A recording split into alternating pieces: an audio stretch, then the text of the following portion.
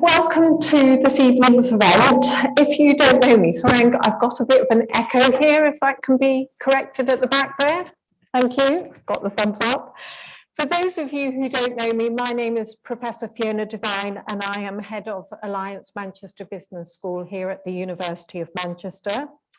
So I'm very pleased to welcome you both in-house and on our numerous online audiences to this year's annual Grigor McClelland lecture. This lecture was introduced in 2015, which was the 50th anniversary of Alliance Manchester Business School, and it was established in honour of the school's founding director, Professor Grigor McClelland.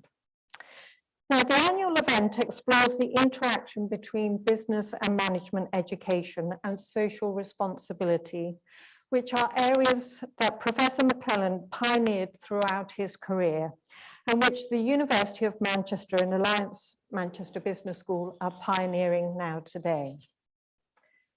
Grigor was a Quaker, a businessman, an academic, a government advisor, a philanthropist, and an author.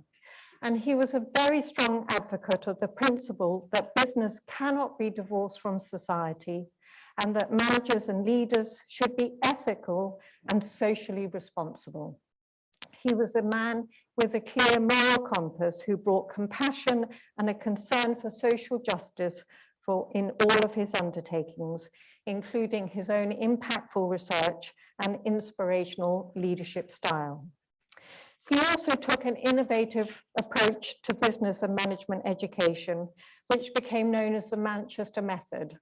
Of course, very familiar in the business and management world today, but a key feature of the approach was an emphasis on learning by doing, which remains ingrained in the business school in all of our teaching and learning to this day. Now, I am delighted that we are joined this evening by Grigor's granddaughter, so let me extend a very warm welcome to Anissa, who is joining us online. And I am and remain very pleased that a member of the family has joined us every year for the last 7 years, and it is very nice to have you here today, Anissa. I'm also then delighted to welcome and introduce this evening's speaker, Professor Frans Berkhout. Frans tells me that he attended the same school as Grigor, and I think we're going to hear a little bit more about that shortly, so that's quite a coincidence. Now, Frans is a Professor of Environment, Society and Climate at King's College London. He joined King's in 2013 and was the Executive Dean of the Faculty of Social Science and Public Policy from 2015 until 2021. He was previously Director of the Future Earth Programme based at the International Council for Science in Paris, and Director of the Institute for Environmental Studies at the VU University Amsterdam in the Netherlands. Before that, he held posts at Science and Technology Policy Research, SPRU, at the University of Sussex, and was Director of the UK Economic and Social Research Council's Global Environmental Change and Sustainable Technologies Programme. He sits on the editorial boards of Research Policy, the Journal of Industrial Ecology, Current Opinion on Environmental Sustainability, Environmental Innovation and Societal Transitions, and many more. He is a Fellow of the Academy of Social Sciences and chaired the 2007 Nobel Peace Prize as a member of the Intergovernmental Panel on Climate Change. Frans's early research was concerned with the economic, political, and security aspects of the nuclear fuel cycle. Since then, his work has been concerned with science, technology, policy, and sustainability, with a focus on climate change.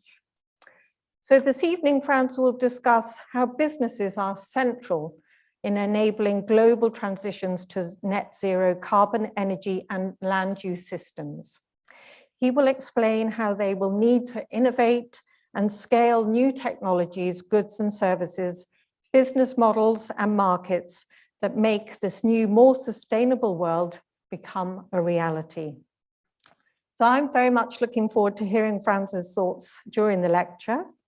Following this presentation will be a panel discussion, and joining Frans will be AMBS's Professor Frank Giels, Professor Grigor McClelland, who's director of the Tyndall Centre here at Manchester, and Manchester full-time MBA candidate Inkem Ingwe.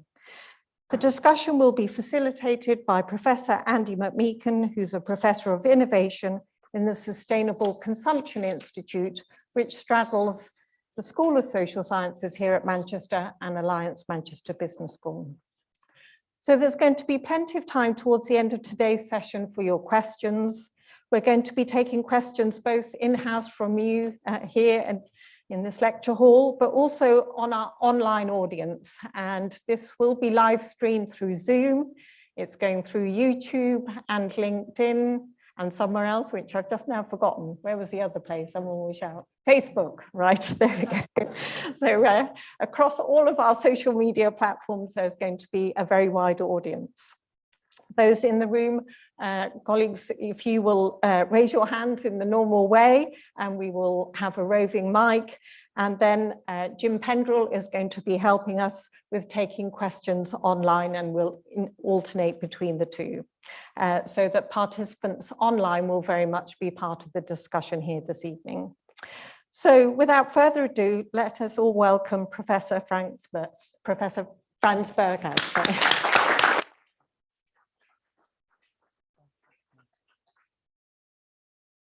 Thank you very much indeed for this invitation.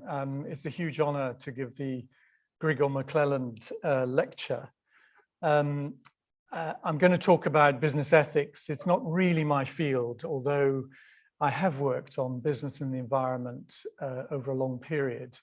I think what I'm trying to do today is to, make some propositions in the hope of stimulating a discussion as much as anything. I'm not making any claims to be making a contribution to knowledge. So I thought I'd get that in at the beginning. When one is asked to do a lecture like this, you do a little bit of research. And as Fiona said, I was stunned to find out that Grigor went to the same school as I did. It's a Quaker school in Reading called Leighton Park. He left in 1940, I left in 1979. I was even more amazed to find out that we were in the same house, and therefore it's very likely that we kind of slept at very different periods in the same dormitory. This is a picture of the building, schoolhouse, now demolished and replaced with a more serviceable building. Grigor was a Quaker, and in 1940, when he left school, he joined the Friends Ambulance Service because he was a conscientious objector. I think at a moment of war in Europe, one understands how difficult and courageous that decision was. And the Friends Ambulance Service, indeed, in 1947, was awarded the Nobel Peace Prize for its contributions to peace. And I think these very brave men and women, out of conviction, did great work in that period. So I want to pay homage to that. Today, the main context and argument that I want to put before you is that transitions to net zero are enormous, very deep-seated changes in our economy, in our cultures, in our society that are already underway, indeed have been underway probably for 20 years. We're in the middle of that transition, even though sometimes we talk about it as though we're at the beginning of them. And they will take a very long time, decades, to unfold. It's clear that business in general, will play a central role in achieving those sustainability transitions by making available the products and services, the underlying technologies and infrastructures, by making it possible for us to do things in radically different ways, to live great lives and achieve all our aims. But in that process, businesses themselves are being transformed. And I think that's really the nub of what I want to talk about today. So businesses are not just agents of this transition, they will themselves, in fact, be deeply changed by the transition. And I think businesses need to be aware of that and be ready to take on the really interesting and difficult challenges involved with achieving that. And there are four main elements to the argument I want to make. The first is obviously businesses will have to transform the product, services, and indeed the very business models that they operate in order to enable, but also make it through the transition to net zero and sustainability that we're undergoing.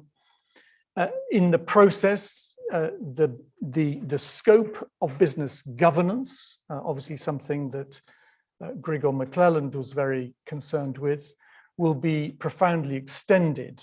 And that's an important thing, I think, to take account of and to manage and to challenge. As that happens, business accountability is being redefined. That's happening already. It's a tricky and difficult, treacherous process, that process of redefining business accountability, but it's happening and it will continue to happen. And in the end, and for leading businesses, this is already the case, sustainability becomes a new dimension of competition. And in fact, you might argue, this is a term I've coined here, I don't know whether it's correct or already in the literature. If it is, then I apologize for to the person who's already used it. A sense of normative competition. That is, if you are going to be operating on ethical grounds, that in fact, you're going to be coming into competition around ethical claims you make. And that is a dynamic and cultural social process that businesses become enwrapped in and becomes part of their strategy, their corporate business strategy as well. Now, net zero is already transforming markets. And I think this is a central claim I want to make. We're not at the beginning of this process, we're actually in the middle of it, and the momentum is accelerating. We have here, of course, these vegetable-based, plant-based meat alternatives. This year, Nestle will make $1 billion out of sales in plant-based meat. There's been a question recently about whether that market is slowing, but nevertheless, I think that is really a deep change in the way we think about diets and how business models will develop. We've obviously got the electrification of the fleet, the vehicle fleet happening. This was an example I read about. I'm in Berlin at the moment, living there as part of a sabbatical. The German steel companies are really serious now about green steel, using alternatives to coking coal and using in particular hydrogen. And there is now a very large scale experiment going on in one of the large ThyssenKrupp steel plants in the Ruhr using directly injected hydrogen. I know it's controversial in at least for half of Manchester to have Marcus Rashford up on the screen, but this is another example of Levi's talking quite differently about the use of clothing and how fast consumption, fast fashion works. Again, a really rather, I mean, you might be skeptical about what is behind this, but I think actually Levi's are serious in their commitment to sustainability, and that has led them to really rethink the service they're providing through clothing and the kind of cultural value, the symbolism associated with the kinds of products they sell to their customers. Here's another example. So this is from the New York Times very recently. This was actually the headline in the New York Times in the morning of the 8th of February. This could be the critical year for electric cars. I like this because this is one of these really big American trucks. And if you're skeptical about this, these are the numbers. Actually, in 2021, that's this year, almost 10% of global car production will be EV. And you could see how this is happening. And this is why the New York Times now is saying there's actually a breakthrough happened. We're now in a completely different kind of stage of that transition of real acceleration towards the electrification of vehicle fleets globally. And obviously, because of the lags in the stock, the vehicle stock, will take quite a long time before this is very evident on our streets. But this is how the world of automotive is going. Again, being in Germany, it's very remarkable what the German car companies have done in terms of EV just in the last 2 or 3 years. VW is committed to transitioning its entire fleet to EV within, I think, 8 years. And in this country, as we know, gasoline-based vehicles will become impossible to sell on the market by 2030. But it's not always straightforward. And this is a recent spat that has happened in the markets. This was around the claims by Unilever, of course, have been very much at the forefront of projecting themselves as environmentally and socially responsible. It's been actually part of the DNA of Unilever for decades again. They've now, just in the last 5 or so years, become much more overt about it. And Alan Jope, the CEO, made this point about fighting food waste. The purpose of Hellman, slightly odd, of course, because the point about things like mustard and mayonnaise is that only half of it is consumed by the customer. But this led to a riposte quite recently, in the last month or so, from Terry Smith, who's a major investor in Unilever, who makes the point: a company which feels it has to define the social purpose of Hellman's mayonnaise has, in our view, clearly lost the plot. So there is a lot of pushback from the markets against this kind of positioning. And this is a point I want to come to at the end of the lecture, that however well-intentioned and serious companies are, oh, I've lost my little pointer, actually there's a great fragility in making many of these claims. And one of the great the great aims and the processes, the social processes, cultural processes that are going on, is to stabilize the symbolic, normative competition that happens in these kinds of contexts. I thought, because net zero is one of those terms that is used, but people often don't quite know what it means, and is actually a very complicated idea to get your head around. I thought I would steal, this is Ramboll, this is a Danish engineering company, and they have a rather nice set of figures that kind of explain what it is. So broadly, everything we do requires energy, and today, still most of the energy we use, perhaps not necessarily in electricity, but certainly in mobility and in heating, is fossil-based, and that leads to emissions of carbon dioxide. And this is a time up to the middle of the century, and this is sort of at an aggregate, global level perhaps. And we have certain emissions which actually are still going up. They came down a little bit in COVID, but they've started going back up again and returning to their former trajectory, rather disappointingly. But let us say that they came down. There are always going to be a certain number of residual emissions, and these might have to do with, say, liquid fuels that you cannot replace in aviation. It might be very difficult to get planes to fly on batteries and so on, certainly large things. And these residual emissions will always continue to be there in the energy system, and you need to compensate for those with so-called negative emissions.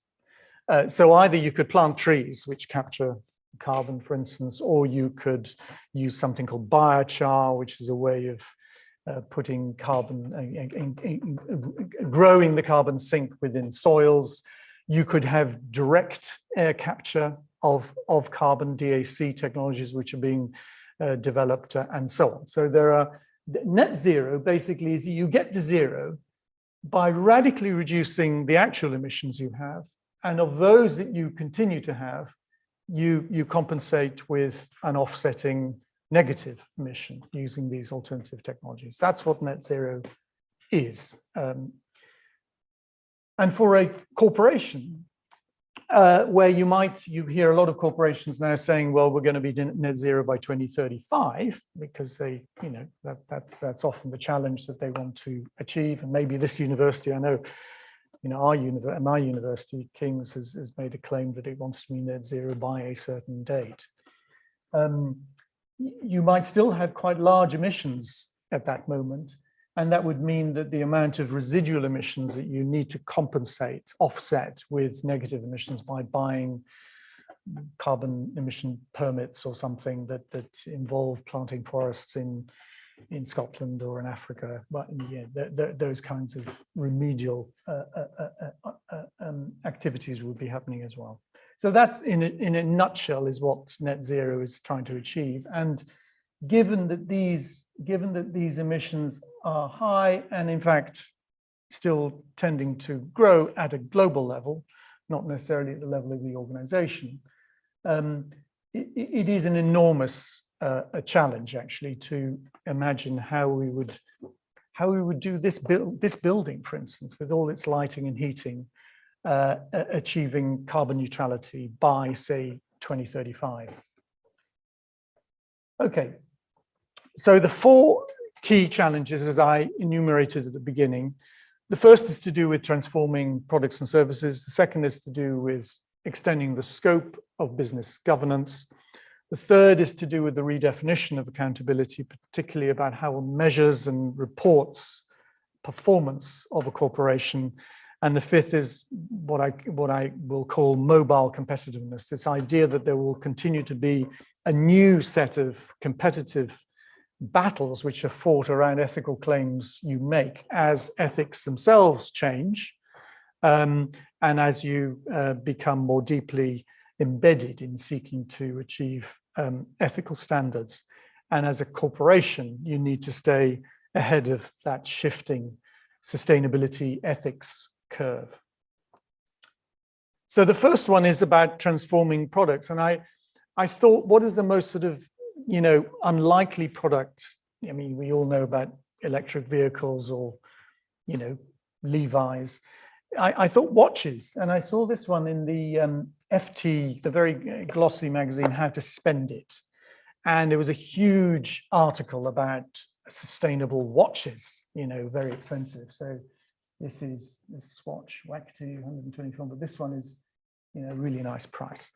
And, it struck me if high-end watches, fashion watches are feeling that they can really make a mark in markets through making sustainability claims, then there's a universality to this that is evident.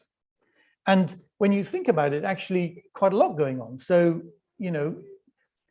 they've now set up a responsible jewelry council, which is concerned with the ethical sourcing of metals and stones, blood diamonds and gold mines and the conditions in them, labor conditions and environmental problems around mining and so on. So you actually, once you start thinking about it, it's really rather obvious why something like a watch is actually a great product to start thinking, rethinking and reshaping. And what you have in these products here is increasing use of recyclates, of really interesting experiments with quite radical bioplastic alternatives, completely new materials which are being applied. And really, actually, sustainability for this segment of this market, and it's not all like this, but a part of it is, sustainability has become a real driver of product innovation. And for me, that's surprising, as I say, because this is not necessarily a market one would identify as being one that was ripe for greening or for making more ethical. Now, I won't do very much sort of academic stuff, but I thought I should do a little bit because I'm in a business school. And here I'm citing Frank Bones, who I think is he's still here. I remember, Very famous paper by Stubbs and Coughlin, actually, in 2008. So this is another thing that actually in the literature, this stuff has been going on for quite a while. It's a very nice paper by Wendy Stubbs at Monash, where they try for the first time on the basis of a case study of two companies, Interface and a bank. Interface makes carpet out of recycled materials, to try and characterize what a sustainable business model might look like. And it's a really interesting paper. I was just looking at it again this afternoon before coming here, and quite forward-looking and radical in the way they kind of frame it.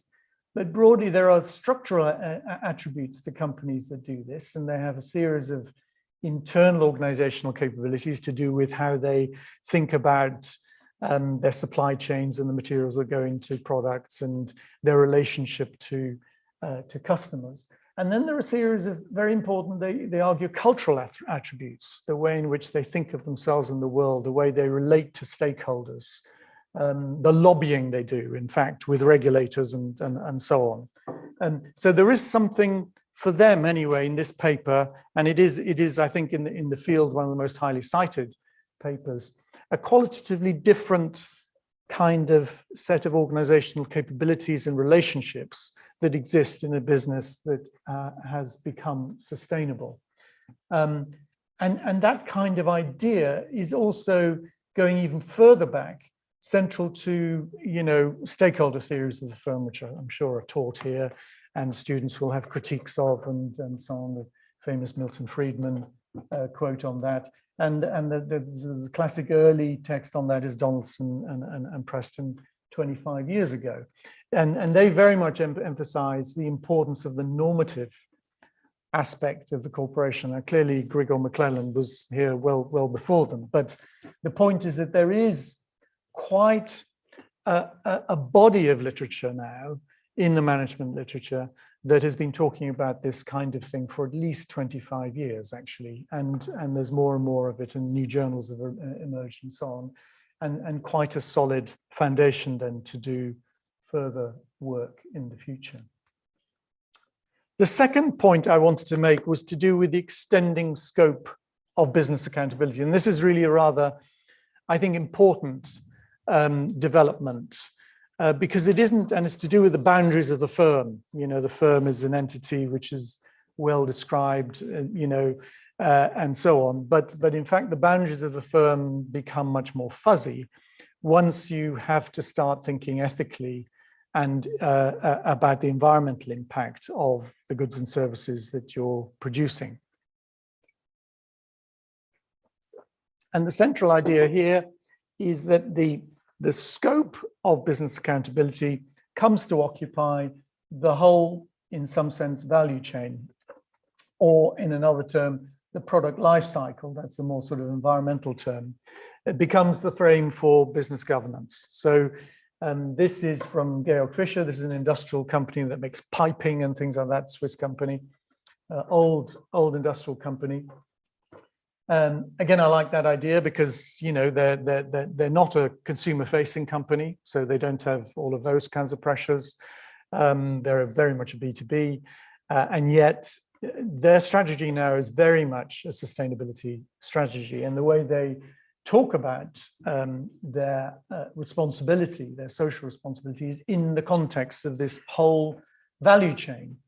So everything from the materials and the equipment they have, a series of stakeholders they identify there, the operational tasks that they have direct control over, and then the sale of their products, which is happening through other agents, and then the use of their products by utility companies and regulators and so on.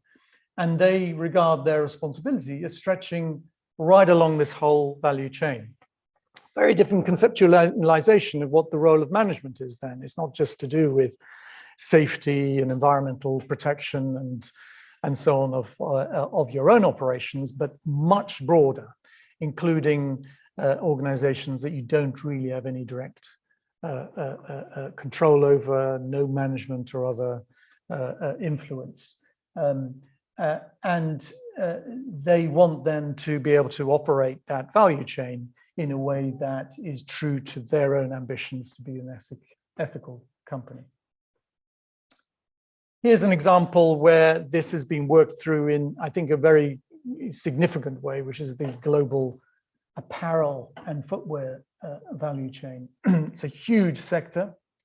It's worth about $1.5 trillion.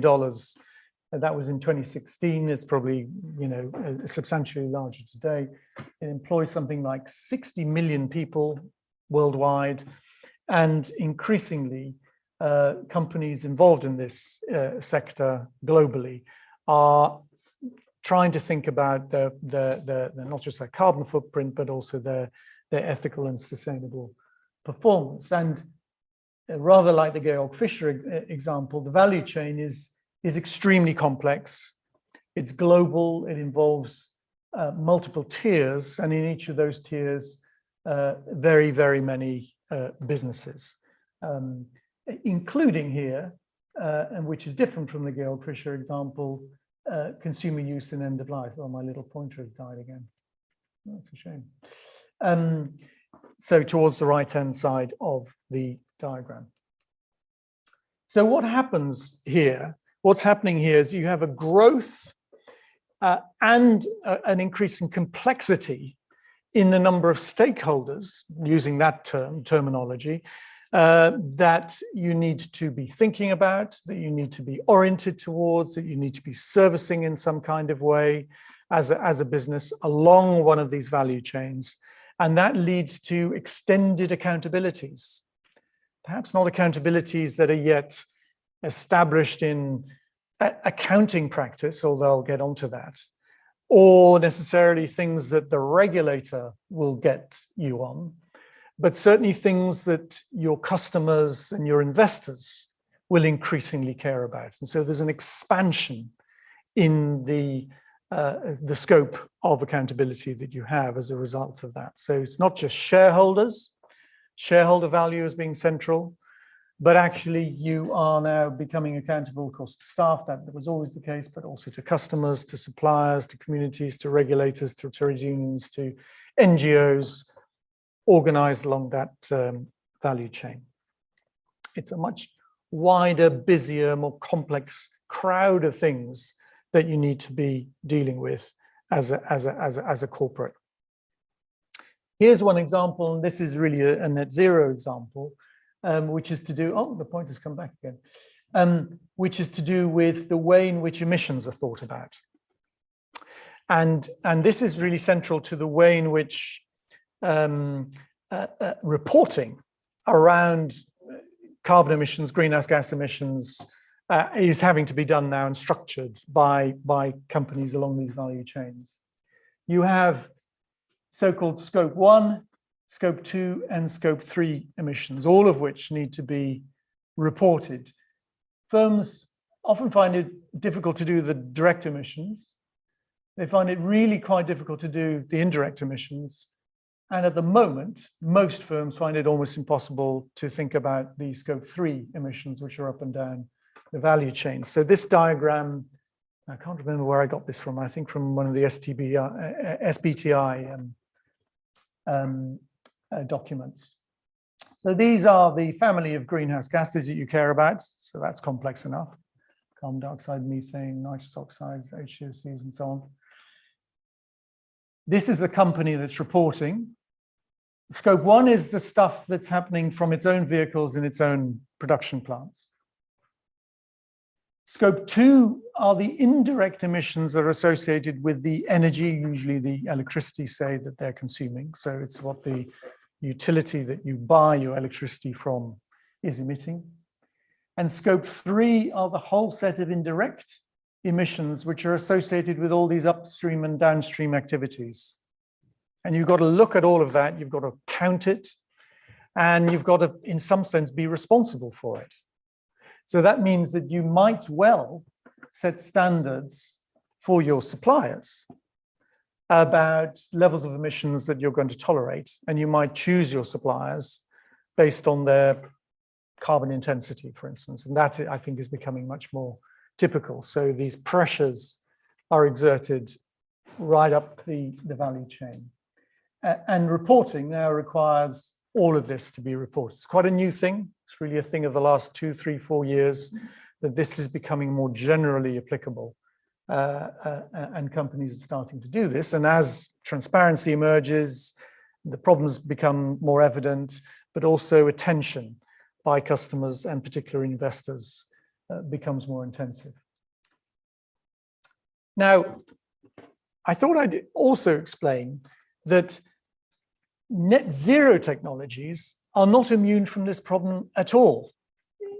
You might think that green technologies have a benefit because after all they're green, and therefore they might escape the sort of scrutiny and difficulties that you might find that might be concerned with, I don't know, an oil and gas company, for instance, which is now seen as being perhaps less acceptable than it was in the past.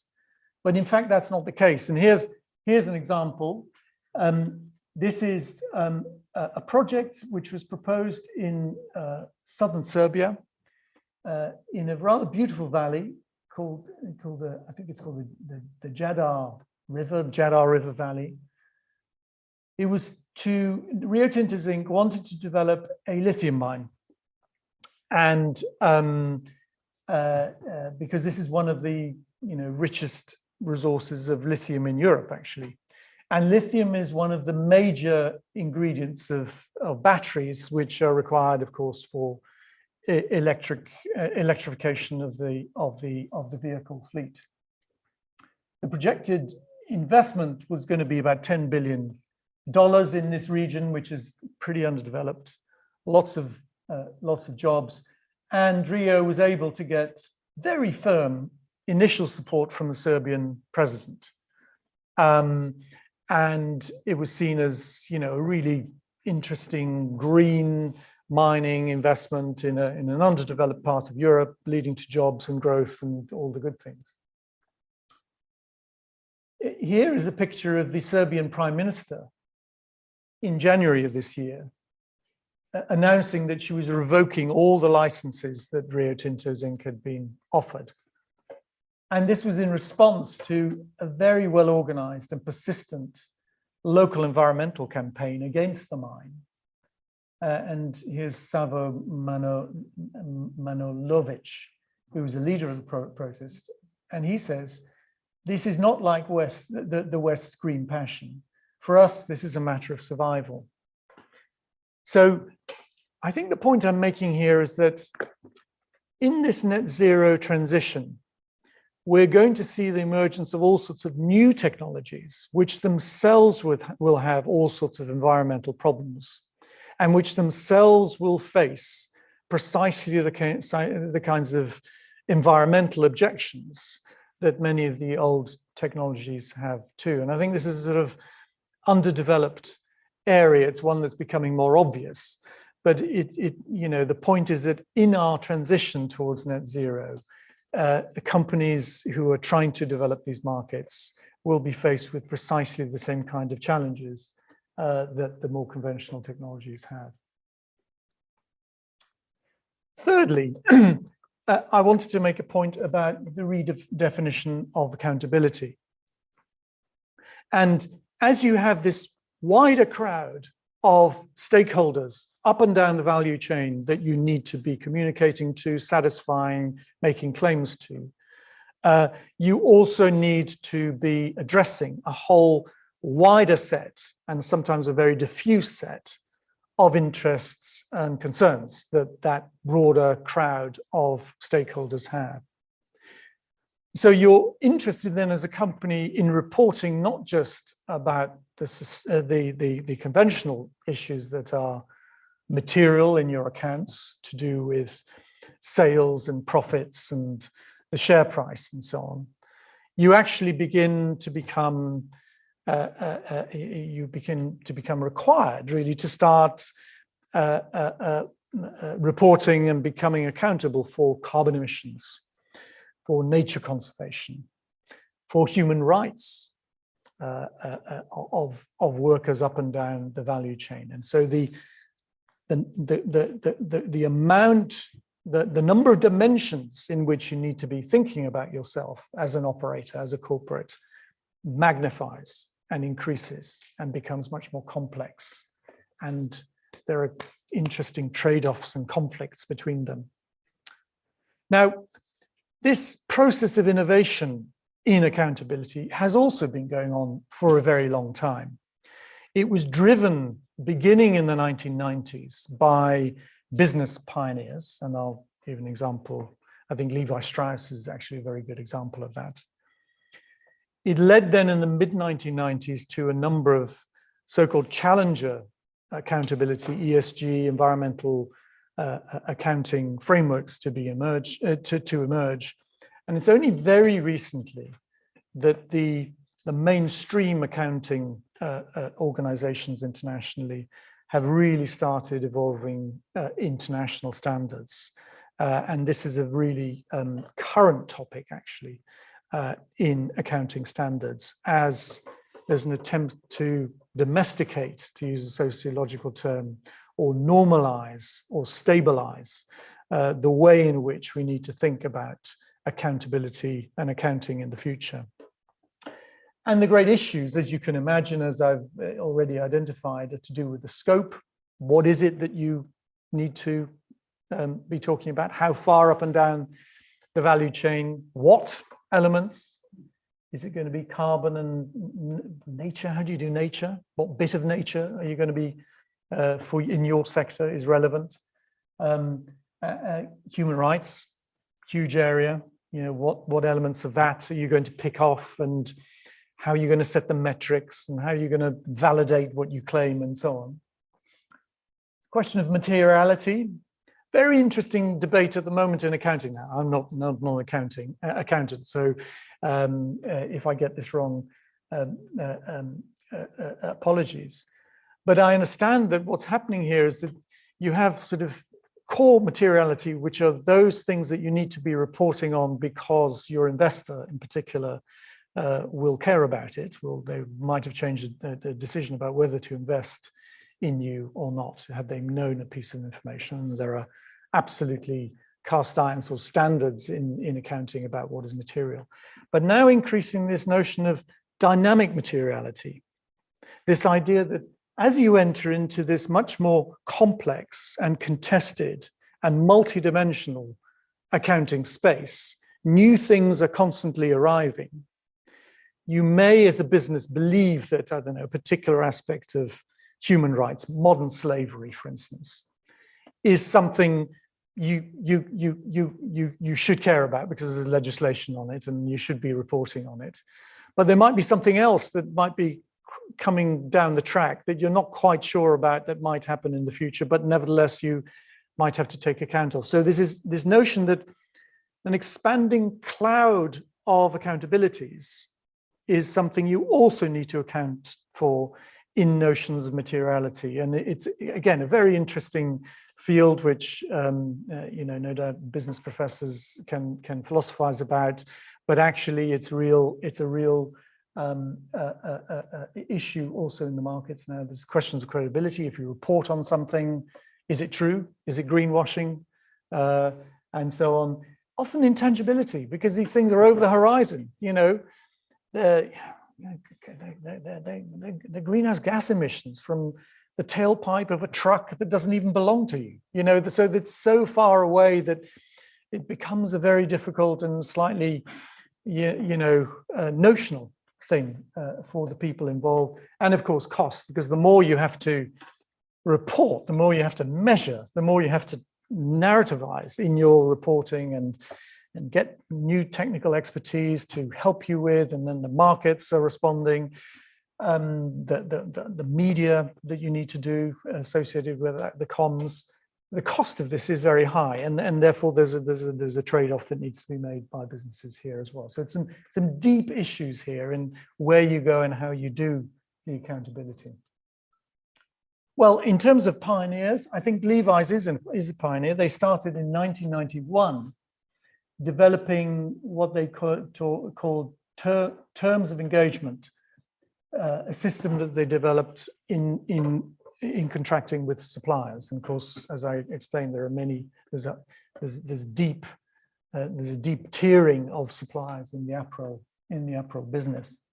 In 2020, they did third-party inspections of 519 of their tier 1 and tier 2, let alone their tier 3 and tier 4 suppliers, as part of their sustainability reporting and accountability. Big effort, expensive effort, complex effort. And these are the kinds of issues, and this is just to do with labor and regulation, not even carbon. But these is what they call zero tolerance violations, that if if any of their suppliers did any of these things involved with corporate punishment or with sexual harassment, or they're using underage work, they were simply cut out.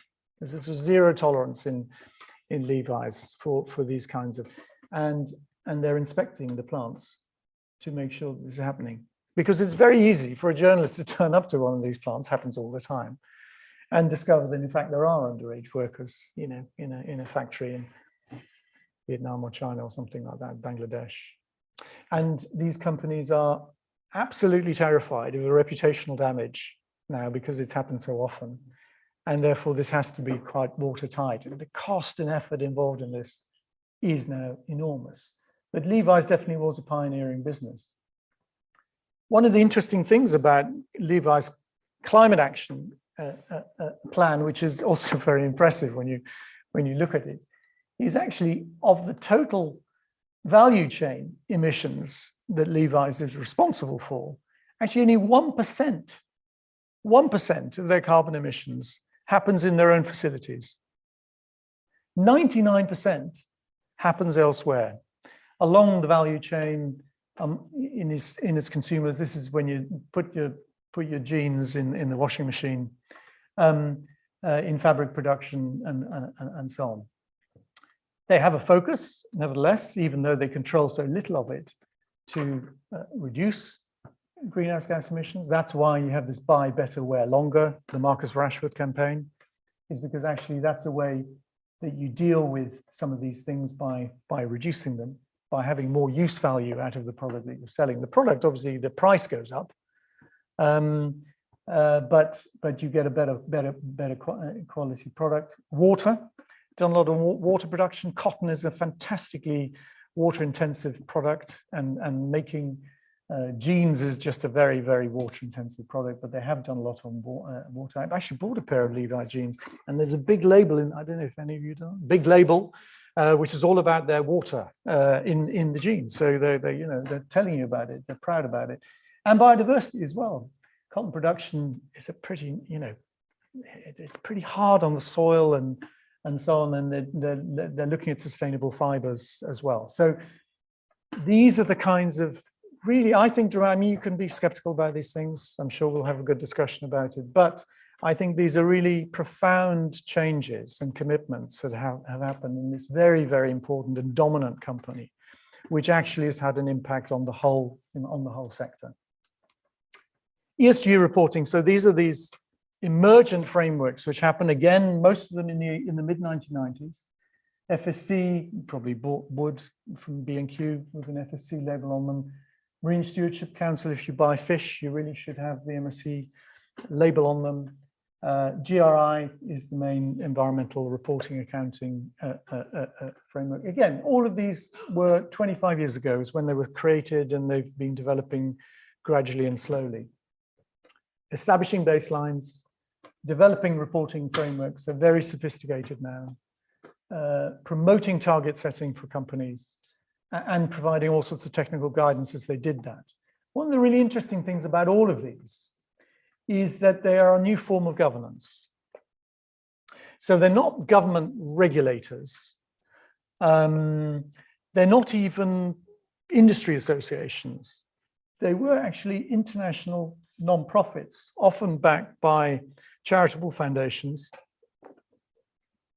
And they were often supported by business and philanthropy. So MSC was actually very much helped by Unilever in its early days. Unilever was one of the first sort of stakeholders that they had. Unilever is a major producer of, fish fingers.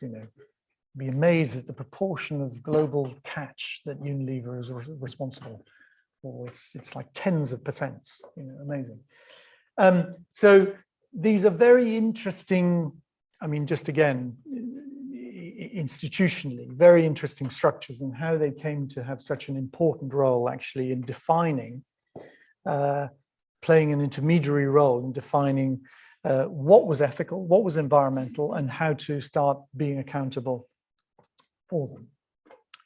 In this process, of course, it's a process of evolution. You had a gradual development of concerns, first of all, about the license to operate. That's why firms first got involved in them, and they were looking particularly at advocacy and regulatory and activist pressure in the first phase, in that phase in the 1990s. Later, companies started seeing this as actually part of their competitive strategy, and there was market pressure. Today, I think a lot of the pressure is actually from the markets themselves. The reason firms, corporates are getting into this is because it actually determines their access to capital. It changes the price of capital for you once you start doing this. So it really becomes embedded in financial strategizing for companies. The important thing, and I've made this point already perhaps slightly, is that all these standards, as they emerged from these kinds of bodies, they tend both to stabilize because they set rules that people then agree and can conform to, but they also destabilize because they create a new impulse for competition. And there's also always, as I've said, the next thing that you might need to report on, or the next thing you need to be accountable for. But in general, I think what we have to see is that standardization here has been pretty slow. I mean, this is a quarter of a century. The reason for that was because companies didn't think it was terribly important. But I think that's really rapidly changing. So what you have now actually is the central accounting standards bodies internationally catching up, and really in the last few years setting up a whole set of new organizations and working groups and processes to develop international standards. Now, there's a huge alphabet soup here, very, very confusing to hear some of them. The SASB, I can't even remember what the Sustainable Accounting Standards Body, I think it's called. The International Sustainable Standards Board, ISSB. The IFRS is the foundation that sets accounting standards internationally. I can't remember exactly what that stands for. Someone in the audience will know. The International Financial Reporting Standards Foundation, I think is what it stands for. The ISSB, this is the newest one, just been set up November 2021.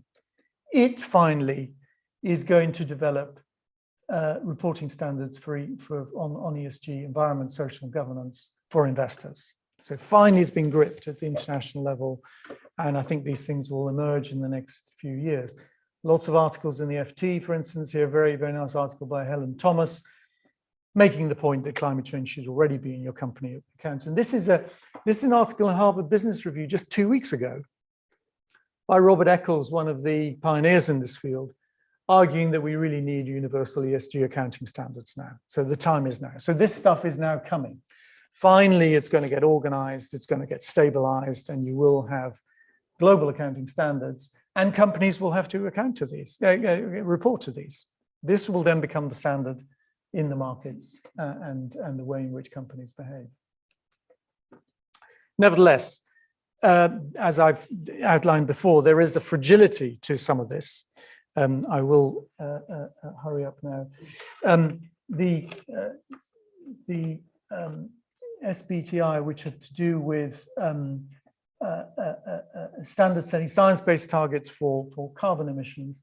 It's a partnership, again, one of these international partnerships of the Worldwide Fund for Nature, WRI is a think tank in Washington, the UN, and the Carbon Disclosure Project. It's funded again by charitable foundations. It encourages target setting by corporates.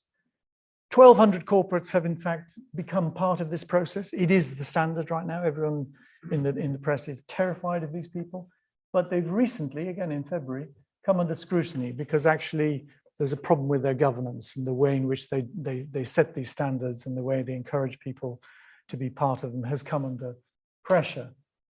Ralph Thuram, an ex-CEO of the Global Reporting Initiative, which I talked about earlier, you can't be the judge and jury. So there's still some issues in the emergence of this new framework of reporting and accountability.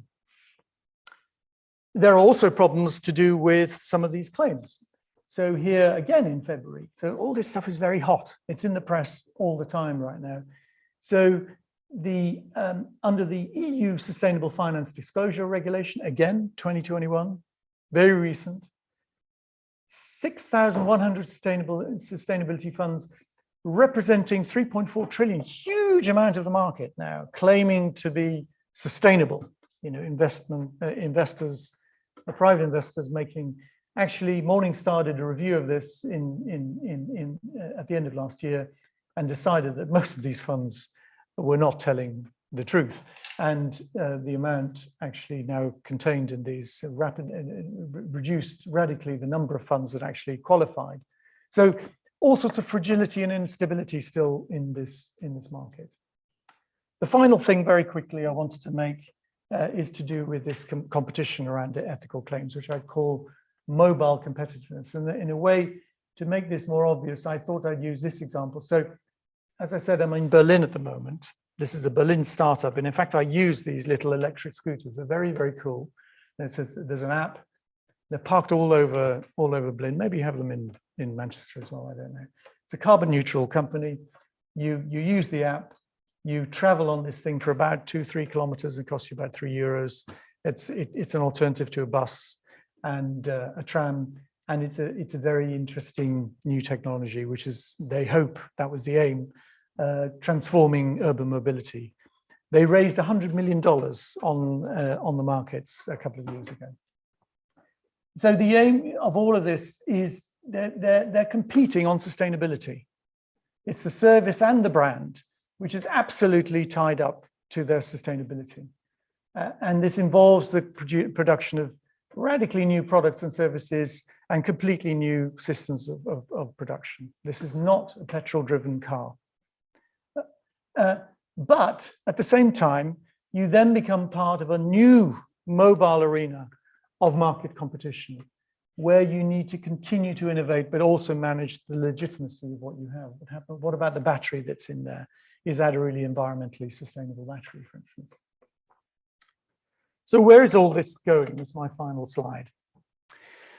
I think I've sort of argued that net zero ethics come out of a whole cluster of corporate social responsibility challenges to business, which are deep, lasting, and are changing business profoundly.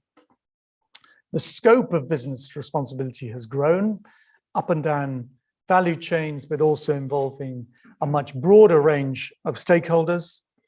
The complexity of accountability as a result has massively increased, including now all sorts of community and environmental issues. And my proposition would be that the scope and complexity of this will continue to grow. This isn't going to stop because the accounting standards bodies have finally got round to setting a standard. In fact, this will continue to develop. And that's because societies and cultures don't stand still. What we understand about the environment, but also what we believe to be ethical, changes all the time, and businesses will need to be responding to that. And because sustainability, as I've said, becomes itself a new dimension of competition in more and more markets, including high-value watches, for instance. Nevertheless, this normative competition offers all sorts of new opportunities for market leaders, and I think represents incredibly interesting areas for business education and research in the future. Thank you very much.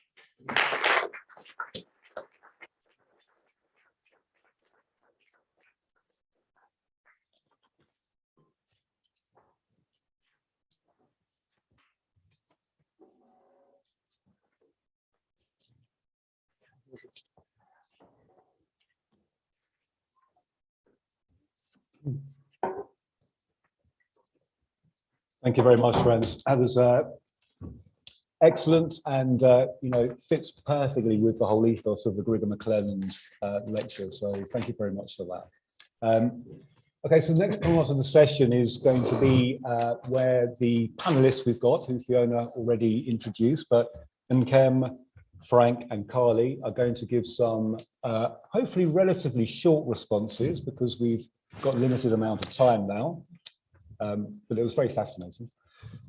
So I'll get onto that now. And again, after that, Frans will make a quick response to these initial provocations, questions, comments from the panel, and then we'll open up to both the in-room audience and via Jim, the online audience as well, for any audience questions.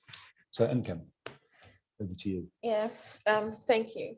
So as we had discussed in our little chit chat earlier on, the first question I will ask is in terms of when we talk about being ethical, it means you're doing the right thing in very simple terms. So when we look at companies who are transitioning, and we look at how doing it ethically, we have seen situations where they have come up with the concept of just transition, which just accounts for the social aspect of transitioning, in quote, protecting the workers and making sure that they're cared for while this transition is going on. But then how are people looking at the trail? So for instance, an IOC says they're transitioning and then they dispose of their assets. But then who do they dispose them to? Are we not just transferring the risks at this point?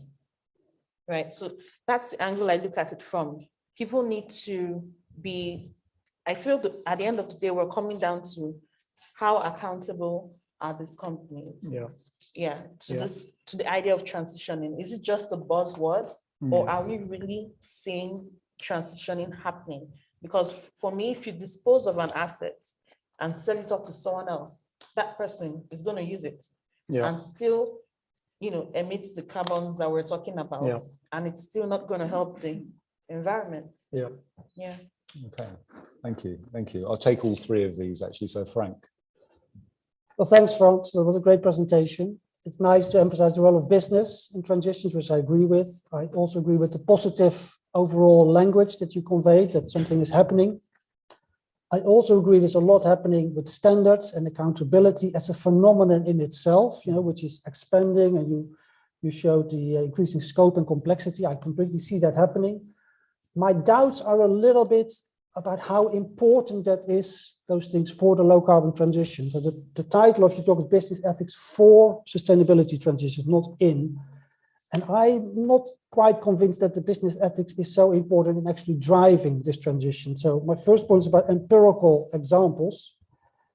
The real industries that matter: electric utilities, car makers, heating and buildings, oil industry, and the basic industries, steel, chemical, cement, which account for about 70–80% of global emissions. They are not moving because of business ethics or normative reasons. I've studied them. So electric utilities, the transition is happening. The same with electric vehicles, as you very nicely showed. But this is happening in response to incentives, subsidies, regulations, the phase-out ban of petrol cars and diesel cars. That's driving corporate commitments. In fact, the car industry until 2015 was opposing. No regulations, can't be done, too expensive, difficult. So, they were not ethically motivated. In fact, they resisted. And the same for many of the chemical industry. They're resisting. They say it can't be done, it's too expensive, makes us uncompetitive. So I'm not so, they make nice PR statements, even the chemical industry. But what they actually do is investing in North Sea oil. They go deeper and deeper into the fossil fuels. I think that's my first empirical statement, that I'm not quite sure that I agree things are happening finally, which is great, but I don't think ethics and normativity is the driver. And then my conceptual point is that I do think the theories you highlighted, which are great, stakeholder theory, business ethics, responsible innovation, that's only a subset, as you know, of the wider theories of the firm. So there's also more material and interest-based theories, corporate political strategy, economic positioning, public relations, of course, which all show that firms are much more driven by their economic interests, and they will use PR and all these standards. Most of them use them for defensive reasons to delay regulations. Lots of studies, it can turn at some point, but most of them start doing these ethical councils because then, no, we don't need government regulation because we do it ourselves. And that's usually as a delay tactic. So I feel like you're using a small subset of business theories and not the more material ones, which I think have greater explanatory power for the strategic commitments. Okay, thank you, Frank. And Carly. Thanks. So some similar points to what Frank has said. I think firstly a word on net zero, that we talk about it as if we've been talking about net zero for many years. Net zero is really recent. You know, we were actually talking about emissions reductions for a long time. And although we weren't very good at reducing emissions, I did prefer a time where we spoke mainly about emissions reductions rather than net zero. And that's because it mashes these two things together, as you very helpfully presented with the Rambo slide. And I think I'm worried about organizations that are being net zero in 2030, in 2025. And I was at COP26 and these dates were just getting earlier and earlier that people were going to be net zero. And then it eventually happened. I knew that it would. Somebody was net zero in the past. And I just think it demonstrates that we've not really understood that kind of fundamental transformation to the way that we deliver goods and services and live our lives. If you can do it tomorrow, it's not that big a challenge, isn't it? I don't know what we're all doing here if it's possible. So I think that's the first thing, to make sure that we're always talking about those two separate elements, emissions reduction, and then if you want to, really getting into the detail of whether your nets, your negative emissions are high quality ones. And whether businesses are fundamentally rethinking what they do, or whether this is a kind of niche market, something shiny to distract people with. I think we have to always be looking at that. And the other thing that I think is a risk at the moment is it's super popular net zero, but with that comes all kinds of risks. And there's a great paper by Will Lamb and colleagues around the discourses of climate delay that are being brought into the sector. So people that are, you know, presenting themselves in as shiny green net zero, but actually are introducing these discourses that are very compelling and slow things down. So you've got things like the kind of doom accepting side of things. There's nothing we can do, so we shouldn't bother. You've got the sort of whataboutism. Look how big that is. I think that scope 3 emissions thing has a real risk about the sort of whataboutism. Look, our bit's really small, and what really matters is everything else. Yes, but you have complete control over that small bit, and someone else has complete control over some of the other parts. So we need to be careful of these kinds of discourses. Sometimes they're introduced as perfectly reasonable questions. Sometimes they are coming from incumbents who want to slow down the transition. And so I think looking at that whole piece, rather than some really great shiny examples, but actually, are we making that wider transformation? And the last thing I just wanted to ask was particularly about the kind of role of leadership and where you see that in this. Because I feel like if you can get a very clear sense from the leader of an organization or political leaders, then creativity can be unleashed towards that problem. But if it's a case of we're doing what we're doing anyway and we'll try and retrofit at the end some green stuff, it becomes much harder. Thanks. Thanks, Carly. Frans, you've got some pretty provocative responses there from the panel. I don't think we're going to have any problems having a debate this evening. So I'll let you, the idea now is that Frans will give a response to the panelists. And whilst he's doing that, please start thinking about your questions that you would like to put to Frans in particular, but also other panel members as well. Frans. Yeah, so Enkem, I mean, the first thing, the point you made, which is that, of course, you could escape accountability through disposals, and obviously that will happen.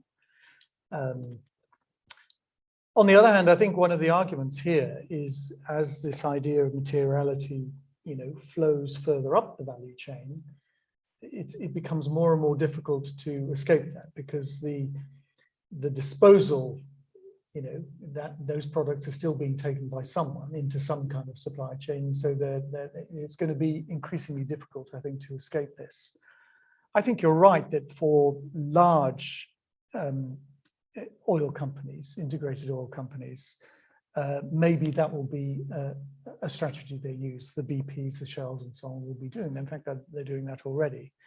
But, you know, at the same time, what we have to hope for and believe we will see with the transformation of the automotive fleets, for instance, is actually a reduced consumption of liquid fuels at the same time. So, you know, I think there are all sorts of things happening here in this energy system globally that will eventually lead to the reduction, hopefully to zero, in the use of fossil fuels for the kind of land-based mobility that we're talking about. And I believe there is a credible path towards that. You might be skeptical about how soon it happens, but absolutely, it's conceivable that will happen in, in the next 4 or 5 decades, I think.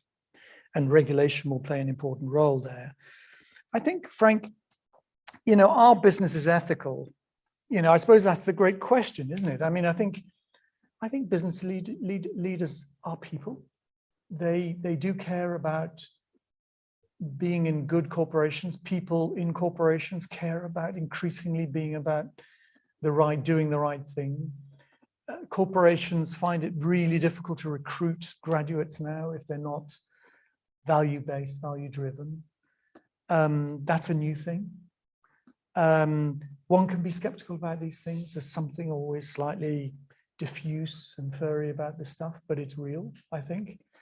I think the argument, I made and many other people have made is that, businesses themselves don't need to be ethical, but the market in the end will force them to be through these new structures of accountability, through the transparency which comes from that, and through the kind of investor pressure in the end that comes. And I think that is a real thing. The cost of money for companies that are not doing this is higher.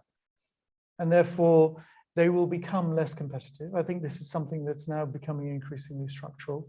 And you can continue to be skeptical about it, absolutely, and look at it carefully. But I think this is a process that is happening. Perhaps I'm naive, but that's what I believe we're seeing.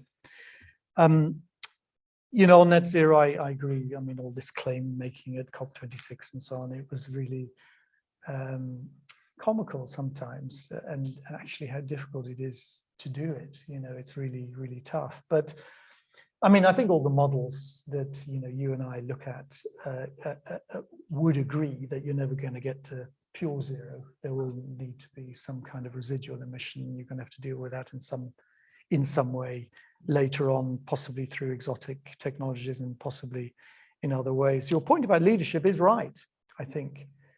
I mean, the corporates, Unilever, Pullman, and so on, that are led by people who really drive from the front, make this point, are visible. They move more rapidly and they can get the advantages of reputation, but also in the market. Not all business leaders are going to be like that. But I think through the kind of changes that I was talking about, all businesses are being led in this direction, and will need to find a way of reporting, being accountable, and transforming their goods and services as a result. So, yeah, look, if I'm not sure you would have believed 10 years ago that 40% of electricity generated in the UK in 2021 would have come from renewables. You'd have said, I'm not so sure. But in fact, it happened. And I think there is an accelerating transition happening. It's happening around us. We should catch up with that in our research, and we should, try and enable the continued acceleration of those processes. Thank you, Frans. Okay, it's now an opportunity for our audience to ask their questions as well. Okay. Yeah. Jared Hutchinson, Professor of Strategic Management and Behavioural Science, and based in research. So my interest in this area is coming from a psychological perspective, from a behavioural science. Right. The regulatory challenges you've outlined are extremely complex, and you use the word complex to yourself many times over. So I think there's going to be a battle here for ideas, for legitimacy. If you look at theories like institutional theory, it's all about how do we legitimate new practices, delegitimize old. Right. The problem is with this complexity, some cognitive challenges for decision makers who are in the regulatory bodies as well as the consumers and the producers. Right. Do they really understand many of the issues that they're now finding themselves having to regulate? It's a massive challenge there. And we've seen it time and again in other arenas, like the financial services. The classic one is Nick Leeson, where his paymasters didn't understand what he was actually doing. And I think this is an area that's absolutely right for that transition. there'll be all sorts of framing contests and all sorts of heightened identity concerns, which we know breed massive resistance to change, which is a proof at the bottom of why this is so difficult and so slow. Yeah, yeah. Look, I agree with that. And I suppose what these very slow standardization processes are about is about getting, you know, cognitive stability here as well. And for that, you also need a degree of simplicity. And the challenge, as I think I tried to make the point, the challenge is that getting to that point of stability is going to be really tough and perhaps unlikely, because there are always going to be new issues and new complexity. What is net zero? You know, I agree with Charlie that, you know, this is a very new concept, and suddenly we've had to get our minds around it. And what does it really mean? And does it really mean something, or is it just another way of obfuscating what companies are doing? Nevertheless, I think this is the world we're in. You know, there'll be an attention to try to stabilize, to try to simplify. And as you're doing that, the next thing is coming on, and then you've got to wrap that in. And that dynamism, I think, is part of this. But it's also an area where really good companies and pioneering and leading companies can make great advances, I think, by pushing the envelope, by pushing the agenda, by themselves becoming advocates for certain ways of doing things. And I think that is what a transition feels like. A transition is incredibly messy. It's up and down, it's backwards and forwards, you know, forward steps and then backward steps. And it's not in equilibrium. Everything is out of kilter in a revolution. And I think we have to accept that it will be a period of huge confusion and complexity and difficulty and challenge and contestation. But that's what it feels like, you know, and we need to continue to, you know, carefully try to make advances where we can. Yes.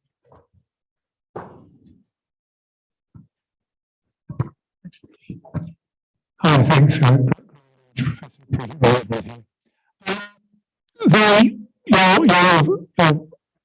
fascinating presentation, and also much of the debate in this area has been on the premise that nothing else is happening in the world.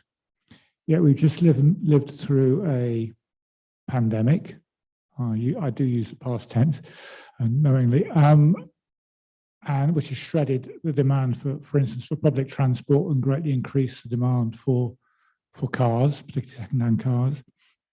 We've now got a war, which is, and for instance, just Russia and Ukraine are responsible for 40% of the world's wheat production. Russia is responsible for 40% of the world's palladium production, plus the energy security. Businessmen has always said it, energy security will trump sustainability in future decision-making, I think for fairly obvious reasons. It's been announced today, Europe is going to be building so many LNG terminals. Germany's going back to coal. So I'd just like a reflection on kind of how the agenda you've laid out is being affected by these other enormous transitions we're seeing in our world at the moment.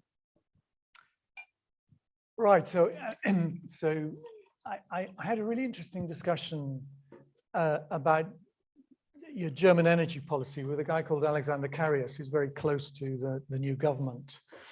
And I asked him this question, you know, are the Germans just going to start burning coal again? And I think, of course, they're building LNG terminals. LNG was always going to be the transition fuel anyway, as you moved out of coal, and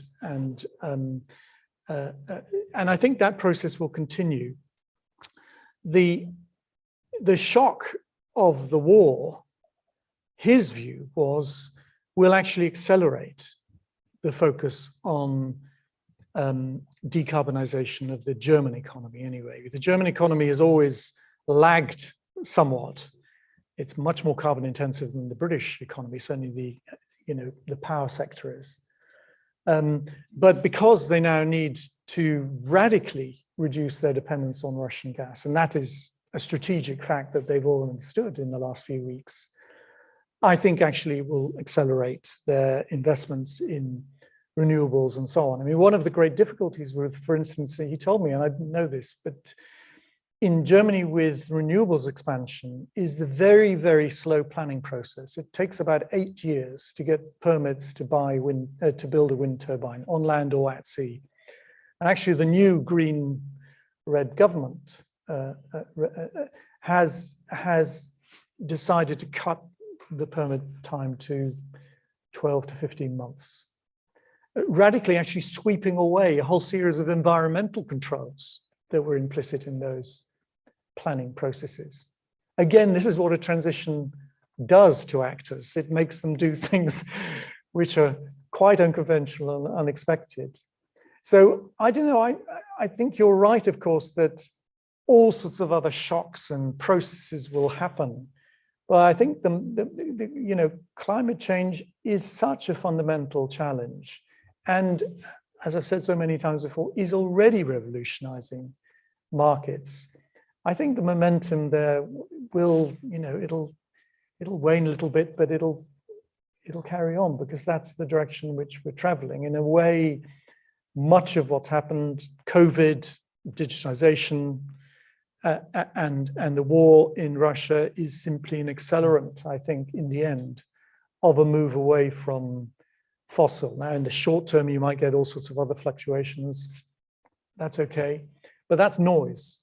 That's not actually the signal. I think you need to be careful to look for the signal. And the signal, I think, is still in the direction that we hope for. Okay. Jim, we've got an opportunity to take a question or comment from online.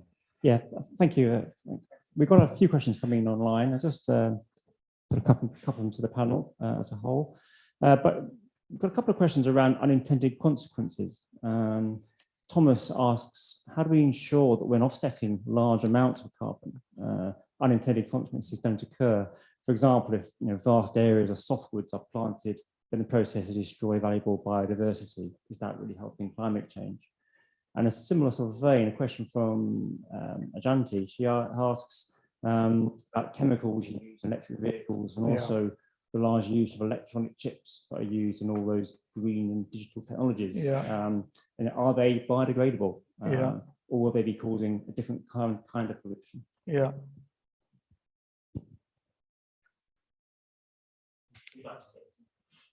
Should I continue talking, or well, I'll say something about the vast quantities of offsets. I think the first way to make sure that those are as good as they can be is you don't offset vast quantities of your carbon.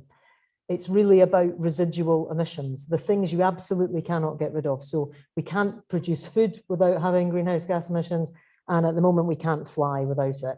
So I think you need to do as much as you can for efficiencies in the food system. You need to do as much as you can on demand management and aviation, and then you're left with a much smaller pot. What you shouldn't be doing, I would say, as an organization, is looking at things like your energy bill that's currently, your electricity and your gas, and saying, we'll offset all of that so we can call ourselves net zero tomorrow, because that is going to require an amount of land and investment across the world that is simply not there. It's put into all the models as if we can switch on negative emissions. It's just not operating at that scale at the moment. And it's kind of become this fiction of the models that it's a lever that we have, and we don't actually know it's there. And what we do know is when people try to do it, it has all kinds of unintended consequences. So you've got to make sure it's much smaller so that they can be really high quality, and they should be very expensive. If they're a couple of pounds, they're not a good offset. And so this sort of vast quantities idea, get rid of the idea of it being vast quantities, make it much, much more focused. I mean, I agree with the point the second questioner made, that the new technologies often have really bad unintended consequences. Lithium-ion batteries, if you talk to engineers about this, they're very skeptical about this actually as the right model. But there is a huge amount of research going on now in alternative battery technologies. I mean, the lithium mine example I gave, which was rejected, partly because it is an incredibly dirty material to mine and then to use, and whether this huge stock of batteries, which is now coming into the vehicle fleet, whether those will all be recycled and reused. You know, just like with electronic waste, actually, the performance has been pretty poor so far. So these closed loop systems also need to be put in place and be operating efficiently. Otherwise, you are going to end up with all sorts of really serious unintended consequences, and that will turn people off the idea of, you know, carbon reductions and so on. So it's a real challenge, a challenge that engineers and, you know, people in business schools should really be looking at. Do you have any more questions from the, okay, I'll come to you second. What we'll do now is probably say one more question. You've been given permission to go on a little bit longer than the advertised time. So I'll come to that question and then come back to the panel for any kind of final comments, pick up on any of the issues that struck you during the discussion. And I think we should probably give Frans the final word at the end. So yeah, Jonathan. Yeah, Jonathan, thanks. I'm afraid I'm a bit of Frank's camp. I'm a bit skeptical. Maybe I gave a similar talk a few weeks ago here on that spot where I was maybe a little bit more pessimistic. What I found interesting in your story is this move of companies towards private governance. So they are no longer apparently fighting sustainability and fighting regulation. They are saying, no, we're doing this. But are they not doing this because they then have full control over it? What we saw with it about the foundation was the Bezos Foundation. You probably know who's behind that one. So is this not a deliberate move for them to completely steer the direction where it's going?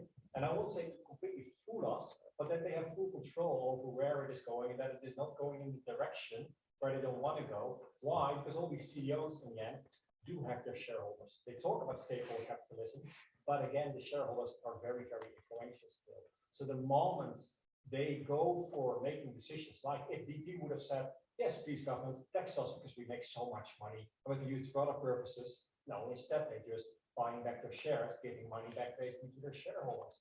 So I don't know, is it really going fast enough? Is this not just another way for big business to basically now capture this agenda and steer it in their own direction? Or am I too pessimistic? Well, so you can I'll take your time reflect on because that. this Because I think that's the mood of the. I'll comment on that in the you've end. come up yes, here I'll for come us back and to you've that, met the yeah. Mancunian skeptics. So Deep whilst skepticism. you collect your thoughts on how you're going to infuse us with hope and optimism, Yeah. we'll go to the panel for some final thoughts and then you can have the final word. Okay. Thank you. So my final thoughts would be around reporting, because reporting sheds a lot of light on ethics when it comes to the correctness and the accuracy of your reporting. So I feel a lot of work needs to be done there. Of course, the IFRS and the Sustainability Accounting Standard Boards are doing a lot of work, but you can still see some loopholes now. For instance, the materiality metrics is divided into different sectors, but then you see things like modern slavery. It's something that cuts across board. What do you do about that? That's an ethical issue. And that is also an issue that falls under the SDGs, which means it's a sustainable issue as well. Then you also look at the sustainability reporting. The current auditor's reports do not cover sustainability reporting. So it means that the numbers that you're seeing there are actually not verified. And then you look at the financial statements of companies now, almost everybody has sustainability as a strategy. But then how does it, if it doesn't translate into metrics for management bonuses or incentives, is it really a strategy? If your directors' remunerations and bonuses are still hinged on just, shareholder value maximization in terms of share prices or profits, then is sustainability really a key strategy for the organization? So I think from a holistic perspective, in terms of the financial reporting regulation, a lot of work needs to be done there in order to ensure that the numbers are correct, the numbers are verified, in order to ensure that the managers of the company are directed in the right direction and they're motivated through their incentives as well. It should be tied to how sustainable they are. And of course, the transition, you see companies just tell you, just like she said, we're going to be net zero by 2035, but then we can't see the roadmap. We cannot see what you're doing or what you have done or where you are in this transition, how far you've gone, what are the hiccups you've come up with. So a lot of work has to be done in terms of reporting. I don't mean to be a Mancurian pessimist, but yeah. Push harder, push Yeah. harder. Okay, Frank. Okay, well, two quick points. So I'm not a pessimist, I'm actually an optimist. I just don't think ethics is driving this. So my first point, I like what you said about noise and signal. The signal is it's getting cheaper. That's what's driving the transition. You know, electric vehicles in 3-4 years' time will be cheaper to buy, they're already cheaper to run, but they will be cheaper to buy than petrol cars. That's what's happening. The same with wind, solar, you know, the learning curves are tremendous. Costs have reduced by 80-90% in 10 years. So that's what's driving the transition. That's the big signal. So there will be shocks. I agree with Graham. It's good to point this out. It will also not be a transition from dirty to green. We need storage and backup capacity, and energy security will come back in. So we need gas as well, at least temporarily. But I think the big driver is this sort of cost reduction. And that's why companies are seeing massive opportunities. And that's why they're investing. I think that's what's driving the transition. And that's the signal, possibly also with hydrogen and heat pumps, you know, not in all sectors, but I think that's, and economists did not foresee this. That's what's really interesting. None of the models, and you know the IPCC, none of the models saw this coming. The solar, the wind, the electric vehicles. It's once you start deploying it, actually doing it on the ground, scaling up, economies of scale, network externalities, blah, blah, blah. All these reinforcing loops, that's what is driving change. My second point comes back to Jonathan. Companies are willing to go if they're sufficiently incentivized, if they see these markets, if there's strategic benefits. But they do want to control the speed and the type of change. So, you know, they don't want a big business model change. They just want to move from petrol cars to electric cars. They don't want to have a big business model change, car sharing, all, you know. They just want to change the technology. They also, the utilities in this country want to keep big, large-scale technologies, offshore wind, utility. So solar is not on our roof, solar is in the fields. So that's the big landowners that are benefiting from this. So I think they're willing to go, but as Jonathan, they're only on their terms, more or less, well, not quite, but they want to control the speed at which this happens and also the type of pathway, which is not so much business model change, but it's more like changing technologies. So, which is good for greenhouse gas, but not necessarily deeply transformational. Okay, thanks, Frank. So optimistic, but for different reasons. Yeah. Carly. I'm going to try to say something optimistic as well. So, you know, drawing on the sort of these competing agendas and shocks and things, I think you can really see it playing out at the moment, that there's real competition to own what all of these other things mean for the transition to net zero. And you can see that through things like the Net Zero Scrutiny Committee setting up. You can also see it through a series of tweets from Kwasi Kwarteng this week, where he laid out sort of a little bit of something for everybody. You know, there was nuclear in there, there was North Sea exploration, and then sort of, you know, further down the line, there was renewables and retrofitting. And I suppose what I would hope is that the renewables and the retrofitting, because particularly on renewables, because of them coming forward so cheaply now, will be a big part of that solution. But this is really, you know, hot and live at the moment about who wins out, what this means for our energy policy. And I think one of the things that's often assumed is that, like, the public kind of get distracted onto something else. You can only worry about kind of one, you know, so many things at a time. There's some work that we did in the CAS Centre, the Centre for Climate Change and Social Transformation. We did a public survey before the pandemic, and 2/3 of people thought that climate change was an issue that had to be dealt with a high or a kind of like an urgent level, you know, a very high or a level of urgency. And a year into the pandemic, that remained roughly the same. And that kind of challenges this idea that people get fatigued by other issues. And actually, I would hope that it means that people are connecting these big shocks and seeing net zero, transition to net zero, as something that actually protects us from the other things that happen in life as well. So selling that kind of positive future of net zero rather than it being something about sacrifice and going without. Right, so optimism in the cultural arenas of public life. Right, Frans, your turn to sum up. Yeah, look, all really good points, and I agree with them. I mean, I think just to go back to Grigor McClelland, I think the important thing here is the space that exists and the tension that's created between, you know, normative frameworks, the idea of doing the right thing, as you said, Kim, and you know, the business of making money and satisfying shareholders. That tension has always existed.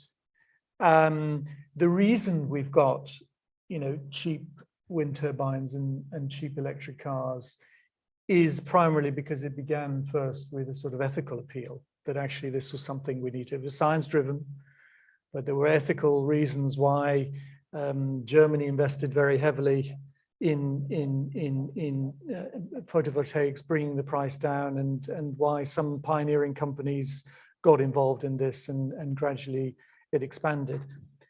Now, as these things become normalized and mainstreamed, and normal market competitive pressures act on learning and prices and adoption, then it's very easy to say, oh yes, it's just the market. No, this stuff happened because there were some, you know, difficult people who said, you know, actually how we're doing things now is not acceptable and not the future. And that was driven by normative and ethical appeals. So I think we need to continue in the spirit of McClelland to see always a tension between the market and norms, and how those relationships happen through history, through time in different markets. I think we're now in a really interesting phase where actually those ethical foundations are having really profound effects on the way markets and technologies are developing. And I hope the business school continues to be focused on those kinds of questions, even though, of course, there are many problems. Thank you. Thank you very much, Frans.